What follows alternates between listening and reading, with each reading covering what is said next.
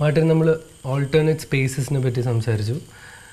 The fact that the bus sort of opens itself to a dialogue അല്ലേ? കാരണം നിങ്ങൾ almost ആ fourth വാൾ break ചെയ്യാണ് with the audience. കാരണം അവരെ കൂടി ഇൻവോൾവ് ചെയ്തിട്ട് ആണ് ഒരുപാട് performances. Here's what I want to ask you. നിങ്ങൾ പ്രൈമറി ഓഡിയൻസ് എന്ന് പറയുന്നത് let's say they youngsters, let's assume they youngsters. അവരുടെ attention span is almost zero because they drowned in electronic screens.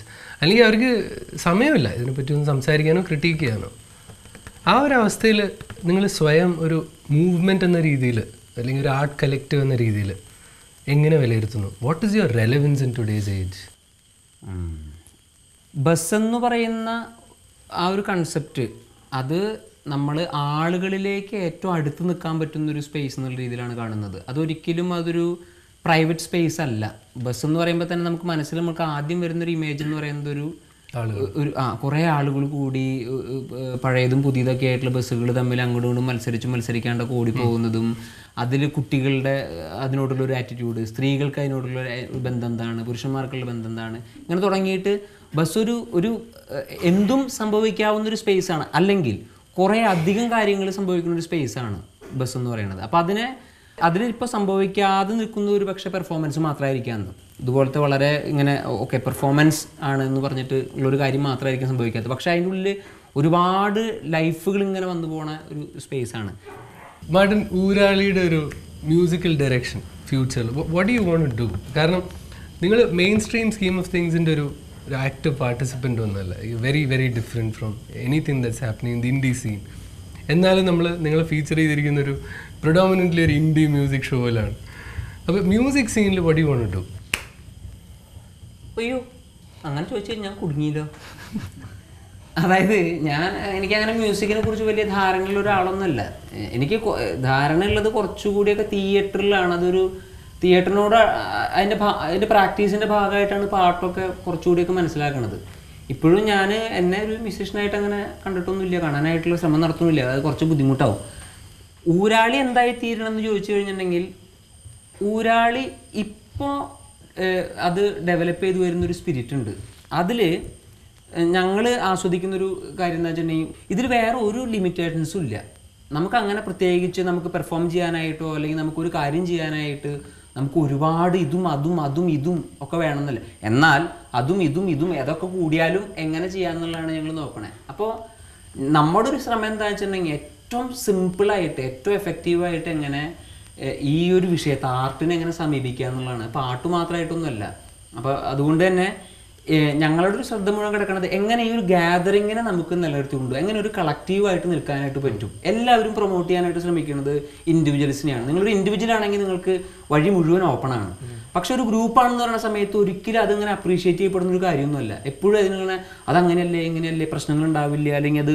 അപ്പോൾ എപ്പോഴും ആളുകൾ ഇങ്ങനെ അത് വളരെ ബുദ്ധിമുട്ടുള്ളതും അത് നടക്കാൻ സാധ്യതയില്ലാത്തൊരു കാര്യമായിട്ടാണ് എപ്പോഴും ആളുകൾ ഇങ്ങനെ പറഞ്ഞുകൊണ്ടിരിക്കുന്നത്. ആർട്ട് പ്രാക്ടീസ് ചെയ്യാൻ തന്നെ വലിയൊരു ബുദ്ധിമുട്ടാണ്. അപ്പം നമ്മൾ അതിൽ നിന്ന് ഇപ്പുറത്തേക്ക് മാറിയിട്ടാണ് ഞങ്ങൾ നിൽക്കുന്നത്. ഞങ്ങളിത് ആസ്വദിക്കുന്ന കാര്യങ്ങൾ ചെയ്തുകൊണ്ടിരിക്കുക. അപ്പം അത് എത്രത്തോളം പോകും, നമ്മളിത് വളരെ ആസ്വദിച്ച് ചെയ്യുന്നതായതുകൊണ്ട് തന്നെ ഒരുപാട് വഴികൾ ഊരാളിയായിട്ട് തന്നെ തുറന്നു തന്നിട്ടുണ്ട്. കുറേ ആളുകളെ പരിചയപ്പെടാനായിട്ടുണ്ട്, നിങ്ങൾ ഉൾപ്പെടെയുള്ള കുറേ ആളുകളെ പരിചയപ്പെടാനായിട്ട് പല സ്ഥലങ്ങളിലും നമ്മൾ ഇപ്പം ഓഫീസ് റൂമുകളിൽ ഞങ്ങൾ പെർഫോം ചെയ്തിട്ടുണ്ട്. നമ്മളൊരു 10,000-2000 പേരുടെ മുന്നിൽ പെർഫോം ചെയ്തിട്ടുണ്ട്. 2 പേർക്ക് വേണ്ടിയിട്ട് നമ്മൾ പെർഫോം ചെയ്തിട്ടുണ്ട്. നമ്മൾ ട്രെയിനിൻ്റെ ഉള്ളിൽ പെർഫോം ചെയ്തിട്ടുണ്ട്. അപ്പോൾ അതൊക്കെയാണ് ഞങ്ങളെ നന്നായിട്ട് ഇത് ചെയ്യാനായിട്ട് പ്രേരിപ്പിക്കുന്നൊരു കാര്യം. അത് വളരെ സത്യസന്ധമായിട്ട് അലൈവായിട്ട് ചെയ്തു പോവുക എന്നുള്ളത് തന്നെയാണ്. അപ്പോൾ ഒരാൾ എത്തിച്ചേരേണ്ടത് എന്താണെന്നുള്ളത് ഇപ്പോഴും അങ്ങനെ ഒരു റിഫൈൻഡ് ആയിട്ടുള്ള ഫോമിലേക്കൊന്നും എത്തിയിട്ടില്ല. അത് എത്തിച്ചേരേണ്ട ഒരു സ്ഥലം അത് എത്തിച്ചേരും. അത് ഞങ്ങളിൽ നിന്നും ഒരു ചെറിയൊരു ഗ്രൂപ്പ് ആളുകളിൽ നിന്നും വിട്ടിട്ട് അത് എത്രത്തോളം ആളുകളിലേക്ക് എത്തിച്ചേരുമോ അത്രത്തോളം ആയിരിക്കും അത് മുന്നോട്ട് പോകണം. അപ്പോൾ കുറേ ഊരാളികൾ ഉണ്ടായി വരും. അങ്ങനെ നാട് മുഴുവൻ ഊരാളികളാവുന്ന സമയത്ത് ഊരാളികൾ എന്താണോ അന്വേഷിക്കണം എന്നുള്ളത് അപ്പോഴായിരിക്കും ചിലപ്പോൾ കൃത്യമായിട്ട് പുറത്തേക്ക് വരണം. അത് ഒരു മാറ്റമാണ്, എ ചേഞ്ച്. ആ ഒരു മാറ്റത്തിനെയാണ്. ആ മാറ്റം എന്താണെന്നുള്ളത് നിങ്ങൾക്ക് ആലോചിച്ച് കഴിഞ്ഞാൽ അറിയാം എന്താണ് മാറേണ്ടത് എന്നുള്ളത്. ഓരോരുത്തർക്കും അറിയാം വാട്ട് ഈസ് ദാറ്റ് ചേഞ്ച്. ആ ചേഞ്ചിനാണ് അന്വേഷിക്കുന്നത്.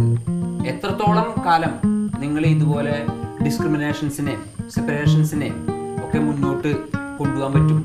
How long it will continue just like these. അപ്പോൾ അതാണ് we invite you to have a change, a big change.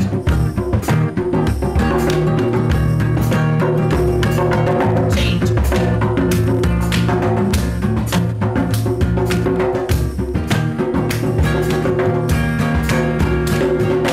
Make change. Make change.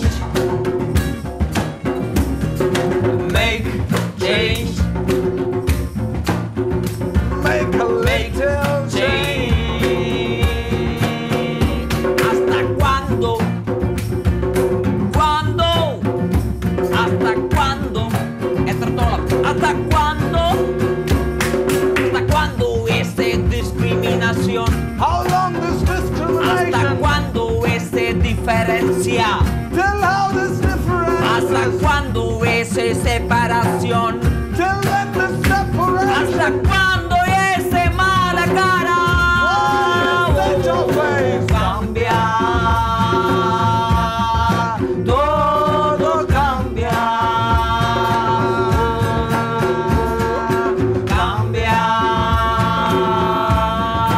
todo cambia. Ya ha llegado el momento.